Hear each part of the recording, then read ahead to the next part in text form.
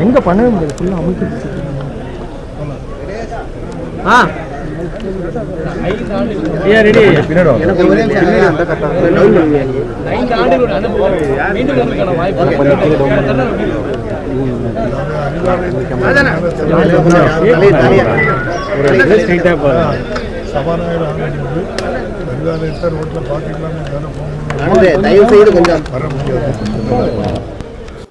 ஏற்கனவே இது 2வது முறையாட்டு அறிவாலயத்துக்கு ஏற்கனவே கேட்பு மனு கொடுப்பதற்காக ஒரு நாள் வந்தோம். நேர்காணலுக்கு வந்திருக்கோம். இங்கே அறிவாலயத்துக்கு வந்தே தான் மகிழ்ச்சியாட்டு இருக்குது. எல்லோரும் பார்க்க முடியுது, கட்சிக்காரங்களை தலைவர்களை பார்க்குறது மகிழ்ச்சியாட்டு இருக்குது. அதோட பெரிய நிறைவு 5 ஆண்டு காலம் இந்த சட்டமன்றத்தில் நம்முடைய மாண்புமிகு முதல்வர் பொறுப்பேற்ற பின்பு சபாநாயகராக பொறுப்பேற்று சட்டமன்றத்தில் ஜனநாயகத்தை நிலைநாட்டியிருக்கு. 38 வருஷத்துக்கு பிறகு நம்முடைய ஜனநாயக முறையில் சட்டமன்றம் நடந்தது. பெரிய மகிழ்ச்சி. ஆளுநர் அவர்கள் எத்தனையோ முறை மிகப்பெரிய கலவரத்தை உருவாக்க வேண்டும் என்று சட்டமன்றத்தில் வந்தாங்க. அதுவும் நடக்கலை. ஜனநாயகம் வென்றது. அதாவது உள்ளங்கையில் இருக்க புண்ணுக்கு கண்ணாடி தேவையா? இல்லை.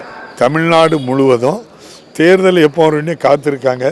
மாண்புமிகு முதல்வர் மு.க. ஸ்டாலின் யாரை சுட்டி காட்டுறாங்களோ அவங்கள வெற்றி பெற வைக்கிறதுக்கு நீங்கள் போய் பாருங்கள். எல்லா தாய்மார்களும் எல்லா இளைஞர்களும் 10 லட்சம் பேர் மடிக்கணினி வாங்கியிருக்காங்க. 12 லட்சம் பேர் மாதம் 1000 ரூபா வாங்கி படிச்சுக்கிட்டு இருக்கிறாங்க. விடியல் பயணத்தில் தினம் 57 லட்சம் பேர் பயணிக்கிறாங்க. 1,31,00,000 பேருக்கு மாதம் 1000 ரூபா வருது. மாண்புமிகு முதல்வர் மகராசன் எங்களுக்கு தாரார அந்த பெண்கள் சொல்கிறது, என் பிள்ளைக்கு கூட இதை விட நிறைய சம்பளம் வாங்கின பிள்ளை கூட 1 ரூபா தரமுண்டான். மகராசன் 15ஆம் தேதினா என் அக்கௌண்ட்டில் பணம் வந்துடுது. அந்த மகராசனுக்கு நாங்கள் உழைக்க தயாராக இருக்கிறோம். தேர்தலில் யாரை சுட்டி காட்டினாலும் நாங்களே வீடு வீடாக போய் ஓட்டு கேட்க தயாராக இருக்கோம்னு சொல்லி மாண்புமிகு முதல்வரால் பயனடைந்தவர்கள் நம்முடைய மாணவ செல்வங்கள் உட்பட எல்லோருமே நம்முடைய மாண்புமிகு முதல்வர் மீண்டும் முதல்வராக வேண்டும், 1000 ரூபாய் 2000 ரூபாயை தர நம்முடைய மாண்புமிகு முதல்வர் ரெடியாக இருக்காங்க அப்படின்னு சொல்லி மீண்டும் மாண்புமிகு முதல்வர் நம்முடைய முதலமைச்சர் ஆசனத்தில் அமர்வார். நிச்சயமாக மக்களுக்கு நல்லது தொடர்ந்து நடக்கும்.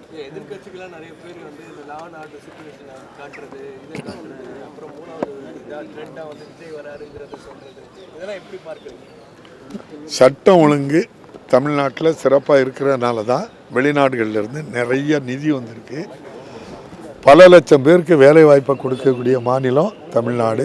ஏன் ஆளுநர் அவர்கள்ட்ட எவ்வளோ கருத்து வேறுபாடுகள் இருந்தால் கூட நார்த் ஈஸ்ட்லேருந்து வந்தவங்ககிட்ட உங்கள் பெண் பிள்ளைகளை படிக்க வைக்கணும்னா பாதுகாப்பான மாநிலம் தமிழ்நாடு தான், சென்னை தான்னு சொல்லி ஆளுநரே சொல்லக்கூடிய அளவுக்கு இருக்குது.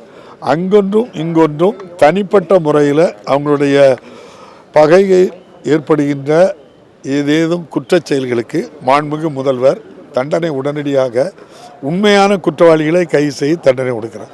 கோயம்புத்தூரில் ஒரு சம்பவம் நடந்து அடுத்த நிமிடமே அவர்களை அரெஸ்ட் பண்ணி உள்ளே வச்சு ஜாமீனில் விடாமலே தண்டனை வாங்கி கொடுத்துருக்காங்க. அதனால தான் இவ்வளவு நம்முடைய மாண்புமிகு முதல்வர் சட்டம் ஒழுங்காக கையில் வச்சுக்கிட்டு இவ்வளோ சிறப்பாக செயல்படுறதுனால தான் அமைதி பூங்காவாக தமிழ்நாடு இருக்குது. நன்றி. நேற்றைய தினம் முன்னாள் அமைச்சர் சி.வி. சண்முகம் பெண்கள் குறித்து ஒரு கருத்தை தெரிவிச்சிருக்காரு. முதலமைச்சருடைய திட்டத்தை